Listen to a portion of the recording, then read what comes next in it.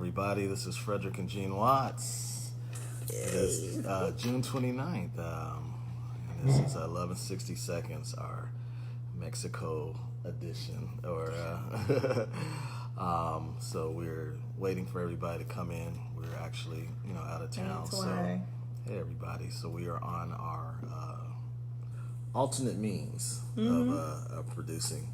But we're going to get right into it soon. We're waiting for some people to come in. We're starting our watch parties. Hope all is well with everybody. Yep. We are here in where we are, Playa Mujeres. In Mexico. Somewhere. Yep. Okay. And what was I about to say? Oh, we were going to show you our outside, but it got a little too dark. I don't know if they can still see it, but we'll post it or something at a later date. But we're gonna not tarry too long. We're gonna let a few people come in, and then we're going to go right to it. I don't know if you're casting from your page or from. We're on WhatsApp. All right, so I'm trying to start a watch party on his page. So if you give us a little patience, hopefully you guys can hear us. Give me a heart or something if you can hear us. And let us know, and then we're going to get started. Hey Tasha, let us know if you can hear us by giving us a heart or something, and let us know if we can. Yes, perfect, awesome. So we're gonna get started here in a couple of minutes. I'm just waiting for Watts to do a little bit more technical stuff. We're moving a little bit slower because we're out of our element, and we are casting from somewhere else. So live from Mexico. Live from Mexico. Yeah. So, anyways, we hope everybody's been doing good. Hope everybody's been being safe. Hope everybody's been staying connected and making sure that you are.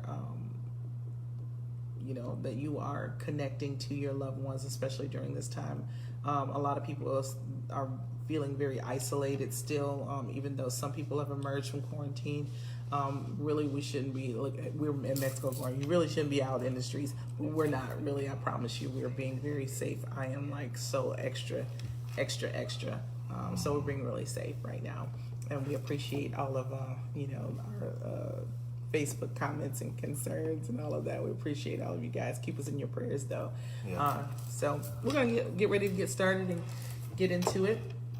Yeah.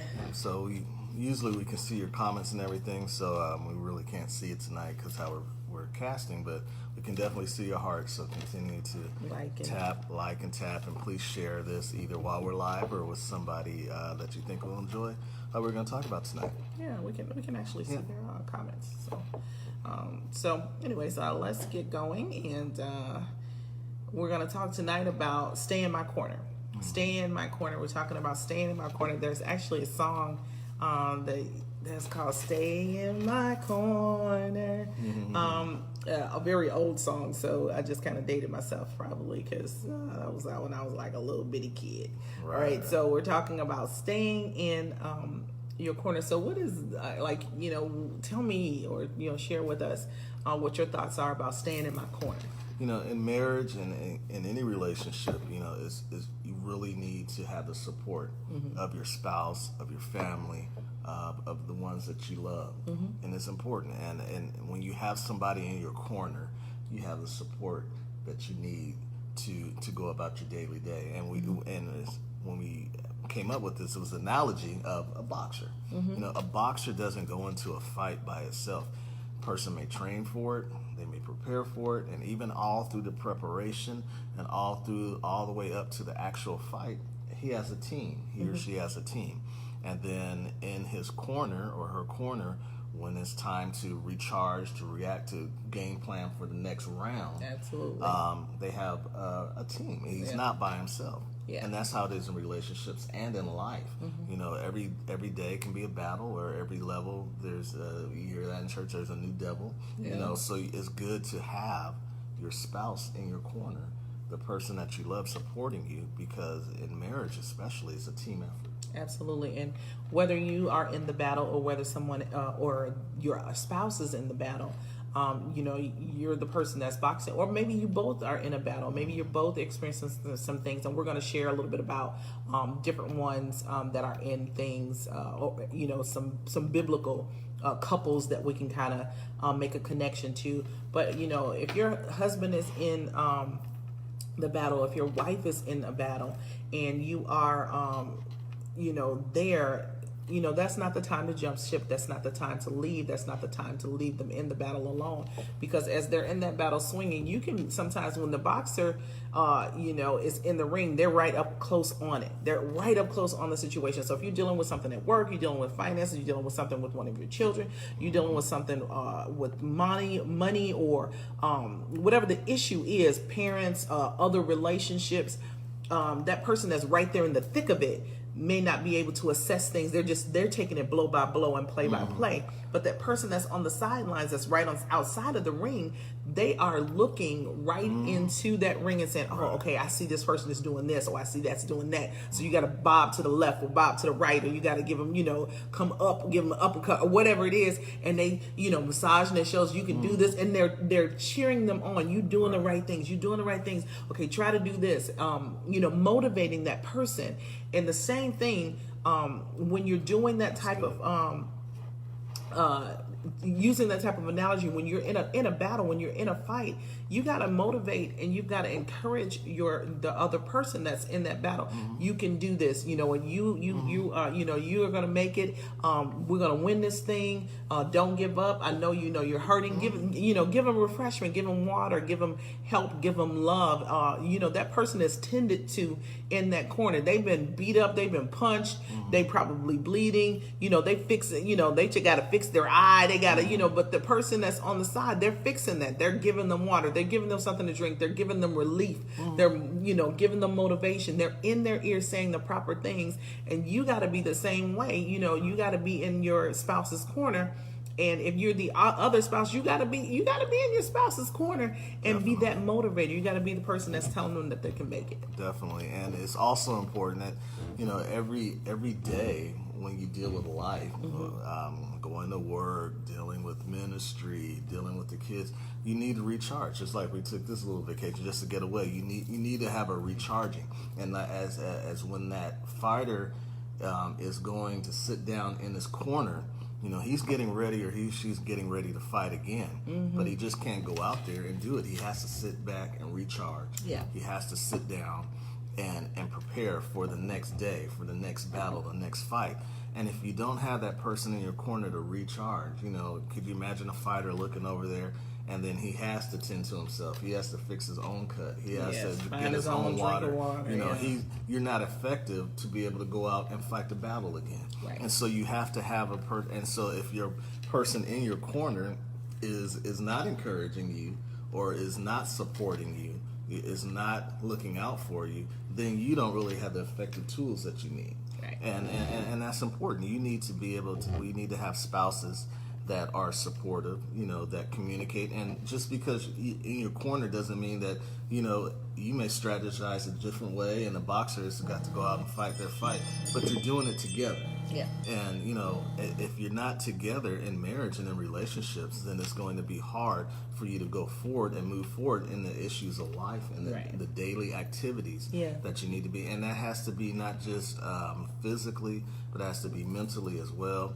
Some people have all the good tools to go out and make money, to be successful, to do things, to have all the things in a marriage, but they have no communication. Yeah. They have no relationship, no intimacy, because they're really not in each other's corner. Absolutely. And it really takes the Spirit of God for you to even identify that and to maintain that and to be in a person's corner. It takes some insight to be able to do that. And we were talking about, what kind of couples in the Bible had a challenge with that. And one of the main couples that we thought about that had a huge challenge with that was Mary and Joseph. So you could be, and to bring it to today, you could be, embarking on a business or getting ready to do something, or, your spouse is getting ready to take on a promotion or ministry or whatever it is. You have got to be mature enough as a spouse. You got to be mature enough and be insightful enough and be loving enough to make sure that you are in their corner if it's a risk, if they're risks. Because sometimes when you I remember when I first went into real estate, real estate is like, people were like, oh, real estate, it seems like it's not an easy job. It is easy if you learn what you're doing and, make sure that you are doing what needs to be done, and make sure you educate yourself. But, but it's not just something that's easy to do, but it costs a lot of money up front to do it as well. And we had to take a risk for me to get my license. That costs money, and for me to join a brokerage, that costs money. All of those things that cost money. So we had to take a risk. But he was in my corner saying, "You know what? You're gonna be a great realtor. You can do this. You can sell anything. You can do this. You love helping people. That's right up your alley." And he was in my corner, encouraging me, because I was petrified that I would not be successful. I had little babies, and I'm like, how am I going to do this? I didn't have anybody that I could drop my kids off at home and say, oh, watch my kids, mama, watch my kids. My mom had passed away, I didn't have any family in Michigan with me where I could just really trust with my children. Even when my kids were small, like when I first started showing houses, my kids were showing houses with me. They was in the car. They would be like 3 years old going, did you like that house? And I'm like, oh, Father God, I'm embarrassed. But he encouraged me, was in my corner. And so like the situation with Mary and Joseph, Mary, she's the mother of Jesus, and the angel overshadowed her. Great stuff, great news. You got a great thing getting ready to happen. You going into business, great stuff, great news. But there was some negativity attached to that, because people were like, for real? They were talking. Really? People probably was talking. And even Joseph was like, Right. Until the angel came and talked to him. He had to have an angel come talk to him. Yeah. So do you have to have an angel come talk to you to support your spouse? Right. And if you do, then just be obedient, because the thing about that is that the fruit of that, when you're sowing a seed into your spouse, into that relationship, there's a fruit that comes to it. Yeah. After you were successful in completing everything, now you're one of the top realtors in the country, and especially in Michigan. Not just me, but you're awarded. You have all these high awards. Had I not,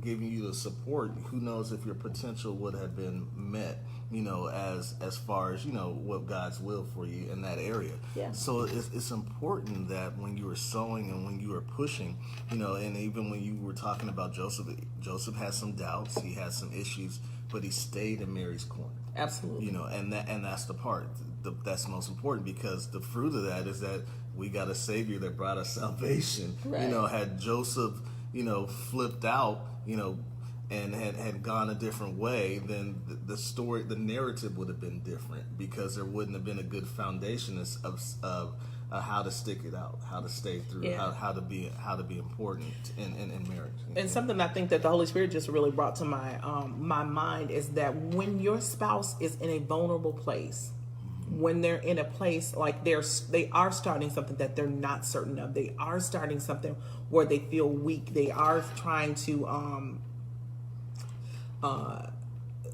do something different and do something big, or be outside of the box where they're feeling, unsteady.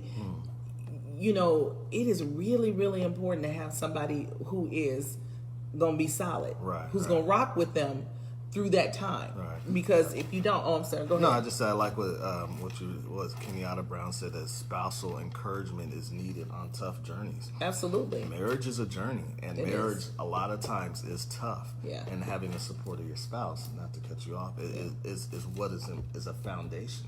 Yeah. It's also a foundation to be built on, and it's also a fence to protect your marriage when you know that somebody has your back. Absolutely. And again, like I said, you definitely want to make sure that you are, being supportive, and that you are making sure that you are sharing in whatever way and whatever language your spouse understands, that you are there for them. Because again, in the situation with Mary and Joseph could have gone another way. He could have been another way, and like you said, the narrative would have been could have been different. But the end product, which is the birth of Jesus Christ, the Savior of the world, she needed somebody, because you're completely vulnerable. You're completely just out there, and you need somebody that when you go back in, right, to say, you know what, we gonna make it. This is it's us. This is Right. Team Us. We gonna make it through this, and you're gonna be great. You're gonna be fantastic. You're gonna be everything that you desire and everything God wants you to be. So stay in my corner. And that's good, because also when we gave the analogy of a boxer, let's say one of the most feared and toughest boxers was Mike Tyson. I didn't know if you needed some more notes. No, I didn't. And could you imagine if Mike Tyson, as feared as he was, didn't have the proper support that he needed in his corner? So when he went back to sit down to strategize, if he didn't have that support, he would just be going off his talent and his rawness, and then if he had to take care of all the other issues that a trainer's supposed to do, that a manager, all that stuff to do, he wouldn't be effective to go back into the next round and fight effectively. And what we have in marriage is like, every day is a journey, every day is a fight, and sometimes the husband or whatever, sometimes you're in the ring, sometimes I'm in the ring. And when you have that support, one, just mental support to be able to look back and say, oh, you got my back. Yeah. That's going to encourage me to go. And then if I got your back, that's encourage you to fight the fight, to get up, to go. It's really hard when you're in a relationship and there is no communication. There's nobody talking. You don't have that support, right. And then you don't know what to do. Like you're talking about Mary and Joseph, I think that is the epitome of what we're talking about. And I was thinking of like Noah, Noah and his wife. Sometimes when your spouse has a dream or has heard from God, especially like when we deal with pastors, is sometimes man or woman, they say, God has told me to start ministry or to walk this way. And then your other spouse be like, oh, I have no desire. But to be able to do that. Yeah. And then if that spouse doesn't say, you know what, or at some point be like, no, we don't know what Noah's wife, the Bible really never talked about. It said that she was like, all right, I'm getting on the ark when it's done. I'm going to be on this boat when it get done. And all our kids. But we know the story of Noah. While he was building this and while he was doing what God told him, he got ridiculed. Yes. And got talked about and all that. But I bet you when he went home at night, his wife was saying, Sister Norm was like, you know what? I know it was a hard day building that ark today, but I know God told you something. You straighten your collar out because you got us. I know you got us. So it's going to be all right. We're going to be all right. That's what she was saying to him. You know what I'm saying? She's encouraging him. She's loving on him. And we've got to do that as husbands and wives. We've got to encourage and love on our spouses. During tough times, during times of challenge, especially like even now, there's so much underlying emotional stress that people are going through, and people do not really want to talk about it, but it really is a real thing. It's a real thing. It's a real deal. There's a lot of emotional stress that people are dealing with just all of the pandemic, and just these economic times and the social injustice that we're dealing with in the world. It's just like everybody walking on eggshells, pretty much, just about. You know what I'm saying? But again, stay in my corner. Be there with me. Be there for me. And then there was another example that we talked about. So what do I do when my spouse is not in my corner? Right. When they getting out of pocket, That's they good. out of line. And what you had said earlier, it's not only are we dealing with the pressures of the world that when you go outside to make those battles, but a lot of times when we are experiencing the day-to-day lifestyle, when we come home, you come home to family, that you come home to the whomever, if you have children, what has happened in the home and all that. So if your home is not right, inside eternally, first, there's no way that you can go out and be successful in the world externally. That's right. And so when that happens, an example of that would be Job.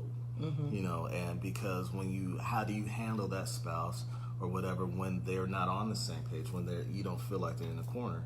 And we think Job is a good example of that. If you want to talk. Yeah, absolutely.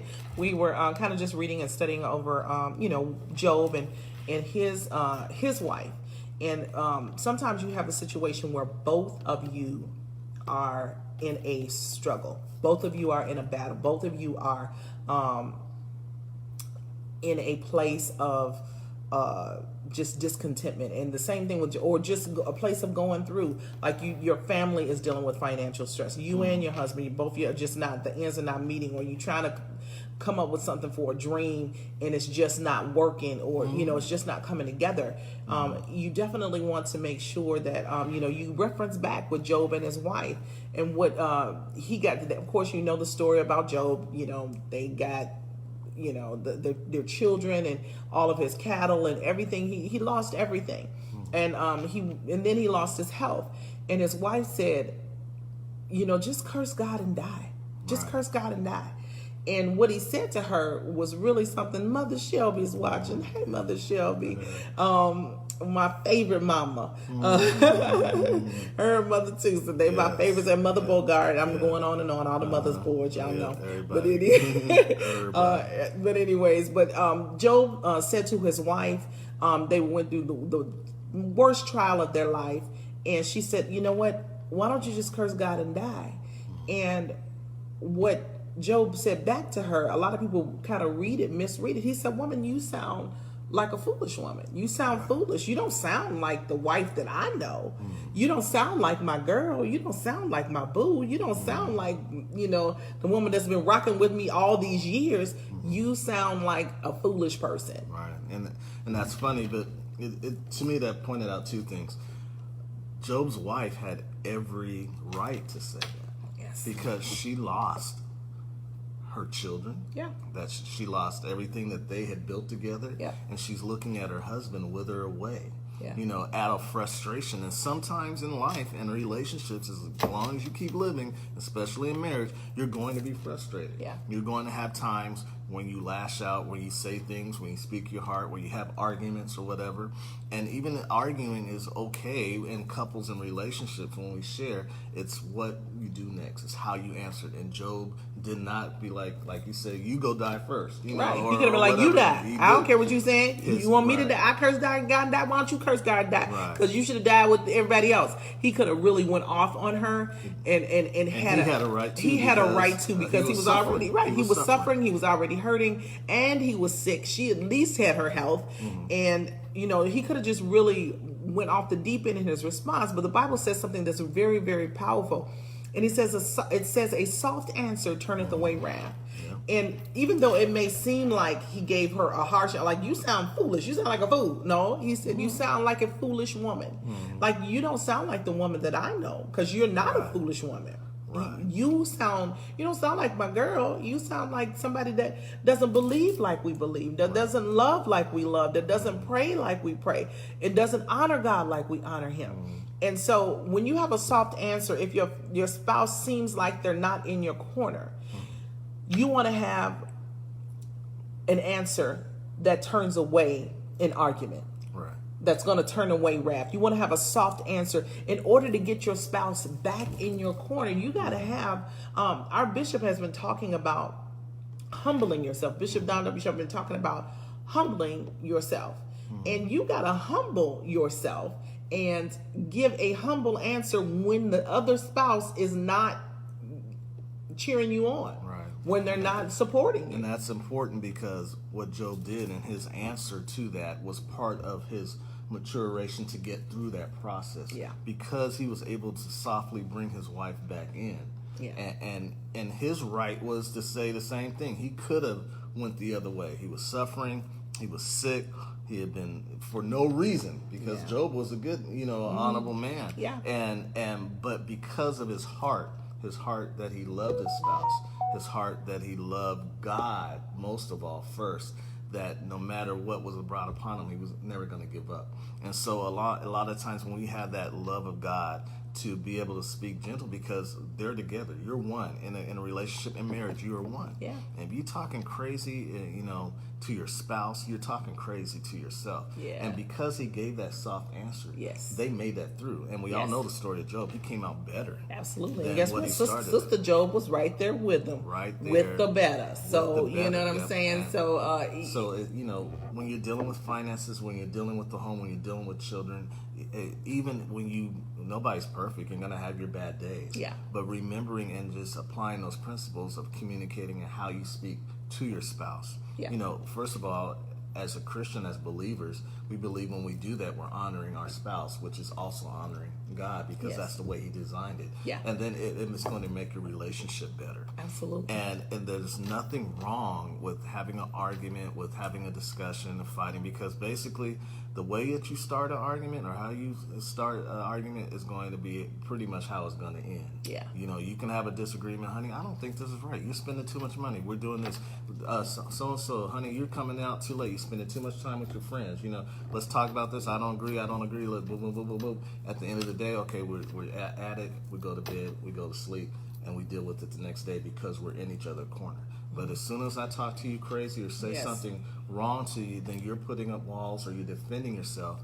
And that's what the enemy wants, because that brings separation. Absolutely. Separation and isolation. And then I want to interject this as well, that just because your spouse does not agree with you does not mean that they're not being supportive of you. So you have to be mature to understand, just because you guys are not on the same page as far as an agreement, does not mean that they're on the same page with support. Because just because I don't agree with what you say does not mean I'm not supportive of you or your vision or what you're trying to do.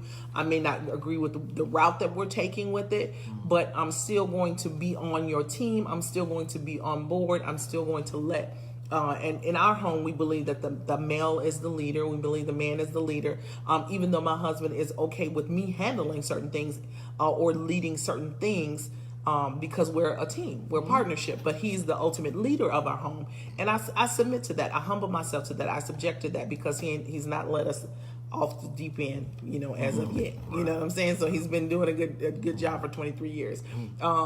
But just because they don't agree does not mean that they're not on your team. So don't feel shaded or jilted because everything you say that comes out of your mouth, they're not in agreement with. But it's another thing for a person just to not be supportive of whatever it is that you're doing, your dreams, or just building your team. Your team is your family. That is your team, and you should be willing to sacrifice yourself no matter what to preserve, to build, and protect your team. Right. That's what God gave you, your team. Definitely. And when we talk about, as marriage coaches, sometimes we have coached people through arguments or through discussions. And one thing, like we talked about, being humble.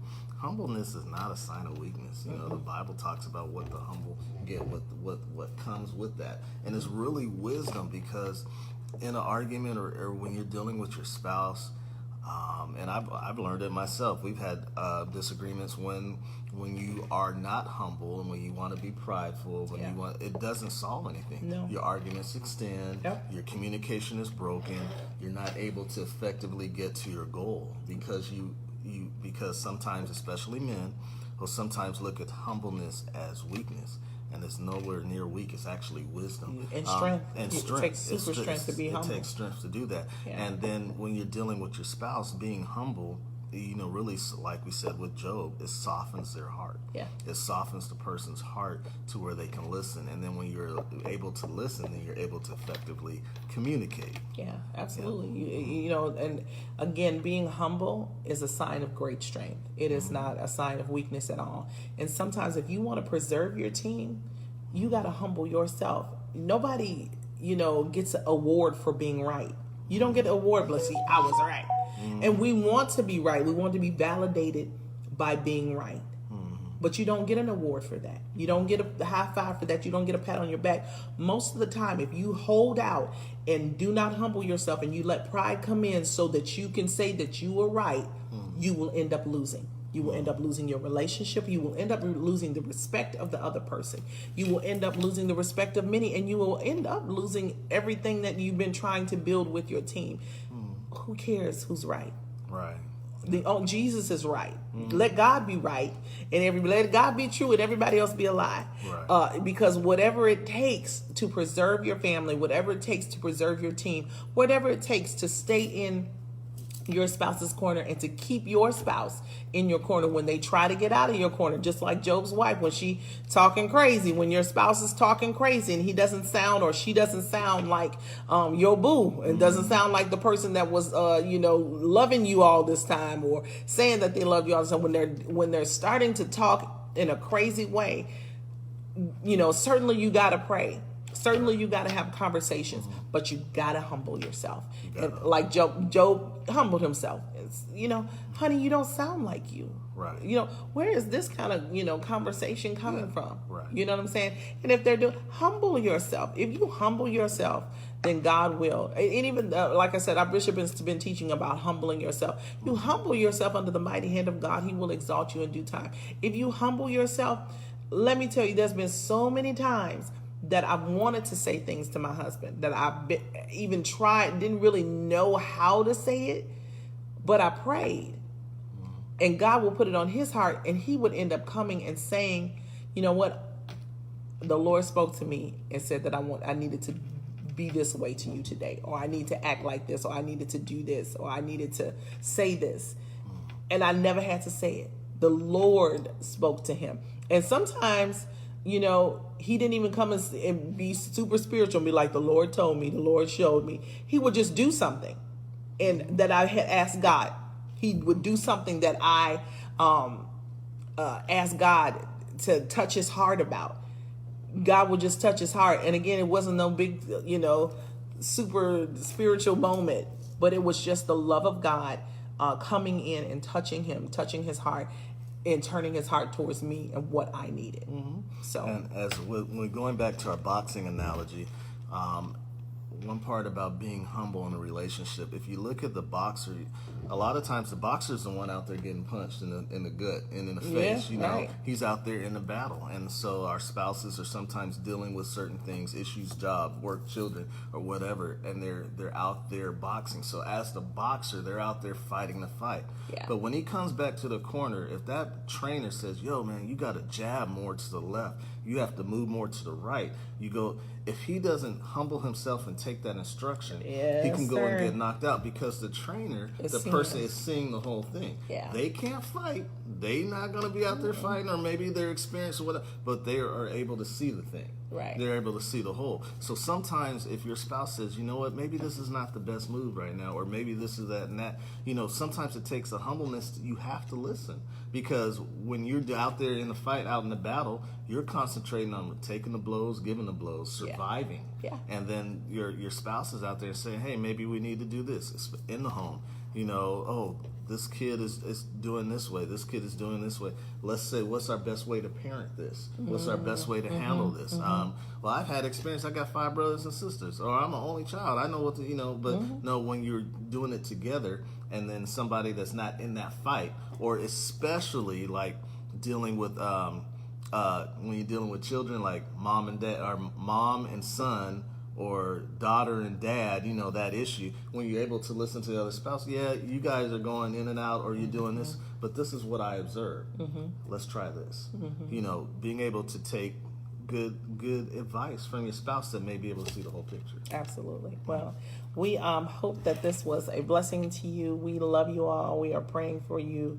Absolutely. We appreciate you guys tapping in with us today. We had a great day today. A great day today. I am super tired and I'm super full, like we just came from dinner. But we're praying for you, and we want you to know that you can, even if your spouse is not in your corner, you can get your spouse back in your corner. You can get back on the same page. It takes prayer, it takes faith, it takes work, and we are grateful. Amen. That God teaches us, daily, and we learn through the Word daily how to communicate with one another, how to engage with one another. So those things, we don't take lightly. We thank God for that, and we want to just share those things with you, because guess what? When we were married for 1 year, we didn't have videos like this that came to us weekly to tell us how to handle things. I wish I did. I wish I did, because there's a lot of stupid things that I did in our relationship and in our marriage that I would not have done. So we're here to try to help you. We're only in 23 plus into the thing. So we can only help you up to, as my first lady would say, we can only help you up to 23 years, because that's as far as I've gone. She would always go as far as she's gone. We can only help you up to the time that we have but we think we've got quite a few things under our belt that we've experienced, so we can kind of share with you. Yeah, we appreciate you guys tuning in. God bless you, Mother Drain. You are such a wonderful mother. We are definitely praying for you. We love you, and all those of you tuned in. So please go back and share this message. Share it with somebody that might enjoy it. We'll be back next week. Follow us on Instagram. Follow us on Facebook or WhatsApp Entertainment. And if you're interested in what we're doing, we probably post some more stuff until we get back. We appreciate you. We are being safe. We thank you for your prayers. And we will see you guys next week at 9 o'clock Eastern. Tell somebody to tune in and join us for Love in 60 Seconds. All right. God bless you. Follow us on Instagram and Facebook, and we'll see you guys next week. All right. God bless. You. Good night. Bye-bye. Bye.